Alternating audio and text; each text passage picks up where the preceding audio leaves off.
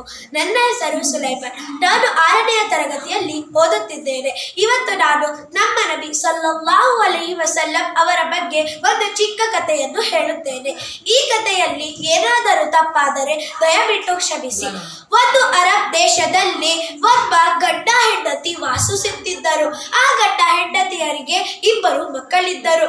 ಒಂದು ದಿನ ಹೆಂಡತಿ ಗಂಡನಿಗೆ ಕೇಳಿದರು, ರೀ ನಾವ್ಯಾಕೆ ಮಾರನೆಯ ದಿನ ನಮ್ಮ ನಬಿ ಸಲ್ಲಲ್ಲಾಹು ಅಲೈಹಿ ವಸಲ್ಲಂ ಅವರಿಗೆ ದಾವತನ್ನು ನೀಡಬಾರದು ಎಂದು ಕೇಳಿದಳು. ಆಗ ಅವನು ಹೇಳುತ್ತಾನೆ, ಸರಿ, ನಮ್ಮ ಮನೆಯಲ್ಲಿ ಒಂದು ದುಬ್ಬ ಎಂದರೆ ಕುರಿ ಇದೆ. ಅದನ್ನು ನಾವು ಮಾರನೆಯ ದಿನ ಜುಬಾಹ್ ಮಾಡಿ ಅದರಲ್ಲಿ ಏನಾದರೂ ಮಾಡಿ ನಮ್ಮ ನಬಿ ಸಲ್ಲಲ್ಲಾಹು ಅಲೈಹಿ ವಸಲ್ಲಂ ಅವರಿಗೆ ಕೊಡೋಣ ಎಂದು ಹೇಳಿದನು. ಆಗ ಮಾರನೆಯ ದಿನ ಅವರು ನಮ್ಮ ನಬಿ ಸಲ್ಲಲ್ಲಾಹು ಅಲೈಹಿ ವಸಲ್ಲಂ ಅವರ ಹತ್ತಿರ ಹೋದರು. ಆಗ ಅವರು ಕೇಳಿದರು, ನಬಿ ನಮ್ಮ ಮನೆಯಲ್ಲಿ ಮಾರನೆಯ ದಿನ ದಾವತನ್ನು ನೀಡುತ್ತಿದ್ದಾರೆ, ಅದಕ್ಕೆ ನೀವು ನಮ್ಮ ಮನೆಗೆ ಬರಬೇಕು ಎಂದು ಕೇಳಿಕೊಳ್ಳುತ್ತಾರೆ. ಆಗ ನಮ್ಮ ನಬಿ ಕರೀಂ ಸಲ್ಲಲ್ಲಾಹು ಅಲೈಹಿ ವಸಲ್ಲಂ ಅವರು ಹೇಳುತ್ತಾರೆ, ಸರಿ, ನಾನು ನಾಳೆ ಮಾರನೆಯ ದಿನ ಬರುತ್ತೇನೆ, ಆದರೆ ಒಂದು ಷರತ್ತಿನ ಮೇಲೆ. ನಾನು ನಿಮ್ಮ ಮಕ್ಕಳ ಜೊತೆ, ನಿಮ್ಮ ಹೆಂಡತಿಯ ಜೊತೆ, ಅಂದರೆ ನಿಮ್ಮ ಫ್ಯಾಮಿಲಿಯ ಜೊತೆ ಊಟ ಮಾಡುತ್ತೇನೆ ಎಂದು ಹೇಳಿದರು.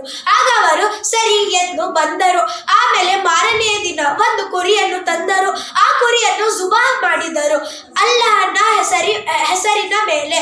ಆಗ ದೊಡ್ಡ ಅಣ್ಣ ಚಿಕ್ಕ ತಮ್ಮನಿಗೆ ಕೇಳಿದನು, ತಮ್ಮ ನಾನು ನಿನಗೆ ತೋರಿಸಲ ಆ ದುಬ್ಬವನ್ನು ಹೇಗೆ ಕಟ್ಟು ಮಾಡಿದರು ಎಂದು ಪ್ರಶ್ನಿಸಿದನು.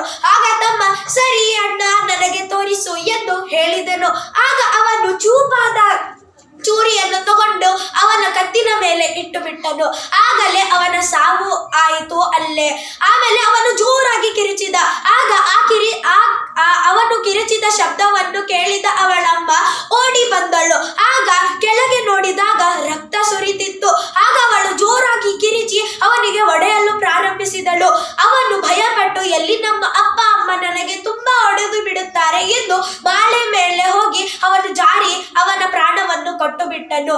ಆಗ ಅವರ ಅಪ್ಪ ಅಮ್ಮ ಅದನ್ನ ನೋಡಿ ಅವರ ಕಣ್ಣೀರನ್ನು ಒರೆಸಿಕೊಂಡು, ನಾವು ಹೇಗಾದರೂ ಮಾಡಿ ನಮ್ಮ ನಬಿ ಕರೀಂ ಸಲ್ಲಲ್ಲಾಹು ಅಲೈಹಿ ವಸಲ್ಲಂ ಅವರಿಗೆ ದಾವತನ್ನು ನೀಡಬೇಕು ಎಂದು ಅವರು ಹೆಂಡತಿ ಗಂಡನಿಗೆ ಹೇಳಿದಳು.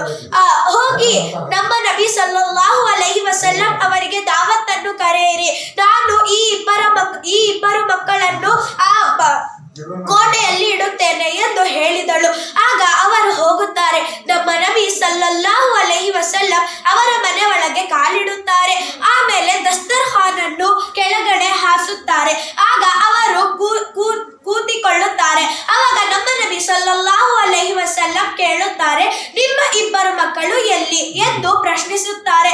ಅವರು ಹೇಳುತ್ತಾರೆ, ಅವರು ಸುಳ್ಳನ್ನು ಹೇಳುತ್ತಾರೆ, ಇಲ್ಲ, ಪಕ್ಕದ ಕೋಣೆಯಲ್ಲಿ ಅವರು ಮಲಗಿದ್ದಾರೆ ಎಂದು ಹೇಳುತ್ತಾರೆ. ಆದರೆ ನಮ್ಮ ನಬಿ ಸಲ್ಲಲ್ಲಾಹು ಅಲೈಹಿ ವಸಲ್ಲಂ ಅದನ್ನ ನಂಬೋದಿಲ್ಲ. ಅವರು ಹೇಳುತ್ತಾರೆ, ನಿಮ್ಮ ಮಕ್ಕಳು ಏನು ಶಬ್ದವನ್ನು ಮಾಡುತ್ತಿಲ್ಲ, ನನಗೆ ಗೊತ್ತಾಗಬೇಕು, ನಿಮ್ಮ ಮಕ್ಕಳು ಎಲ್ಲಿ ಇದ್ದಾರೆ, ನಿಜವಾಗಿ ಹೇಳಿ ಎಂದು ಪ್ರಶ್ನಿಸಿದರು. ಆಗ ಅವರು ಅತ್ಕೊಂಡು ಹೇಳುತ್ತಾರೆ, ಹೀಗಾಯಿತು ಎಂದು. ಆವಾಗ ನಮ್ಮ ನಬಿ ಕರೀಂ ಸಲ್ಲಲ್ಲಾಹು ಅಲೈಹಿ ವಸಲ್ಲಂ ಅವರಿಗೆ ಹೇಳಿದರು, ಕರೆ ತನ್ನಿರಿ, ಅವರ ಜನಾಜಾ ನಮಾಜನ್ನು ನಾನು ಮಾಡುತ್ತೇನೆ ಎಂದು ಹೇಳಿದರು. ಆಗ ಅವರು ಆ 2 ಮಕ್ಕಳನ್ನು ಕರೆತಂದರು.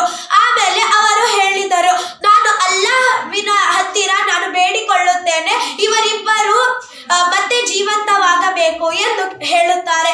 ಆಗ ನಮ್ಮ ನಬಿ ಸಲ್ಲಲ್ಲಾಹು ಅಲೈಹಿ ವಸಲ್ಲಂ ಅಲ್ಲಾಹನಿಗೆ ಹೇಳಿದರು, ಹೀಗೆ, ಏ ಅಲ್ಲಾ, ಇವರಿಬ್ಬರ ಮಕ್ಕಳನ್ನು ಜೀವಂತಿಸಿ ಎಂದು ಅತ್ತಿಕೊಂಡು ಹೇಳುತ್ತಾರೆ. ಆಗ ನಮ್ಮ ಅಲ್ಲಾಹ್ ಅವರನ್ನು ಜೀವಂತಿಸುತ್ತಾರೆ.